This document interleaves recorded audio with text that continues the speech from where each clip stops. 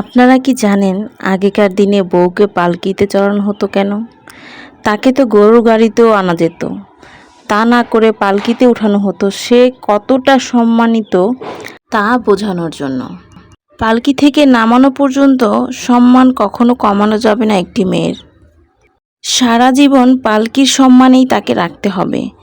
কখনো কি শুনেছেন নতুন বউ পালকিতে উঠে কেন কাঁদে?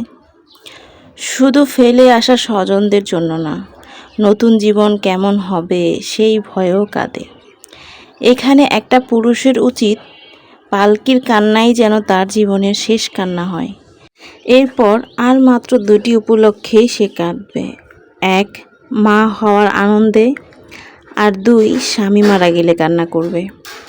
মাঝখানে যত শোক আসবে স্বামী চোখের পানি মুছে দেবে। ও সবচেয়ে কষ্ট পায় কিসে জানেন? স্বামীর খারাপ ব্যবহারে। বিয়ে মানে আরেকটি মেয়ের শুধু দায়িত্ব নেওয়া না, সেই দায়িত্বটাকে ঠিক মতো পালনও করা। এটা ঠিকভাবে পালন না করলে সৃষ্টিকর্তার কাছে দায়ী থাকতে হয়।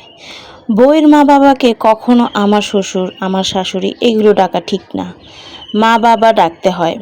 আগের ডাকগুলো কখনো কোনো মেয়ে পছন্দ করে না। একটা মেয়েকে আপনি যতটুকু সম্মান দিবেন, যতটুকু ভালোবাসা দিবেন, সেই মেয়েটি আপনাকে তার থেকে দ্বিগুণ দেওয়ার চেষ্টা করবে, দ্বিগুণ ভালোবাসা দিবে।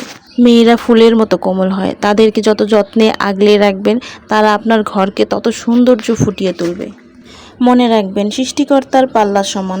এক পাল্লায় আপনি যা রাখবেন, অন্য পাল্লায় তিনি তাই রেখে ঠিক দুই দিকের ওজন সমান রাখবেন।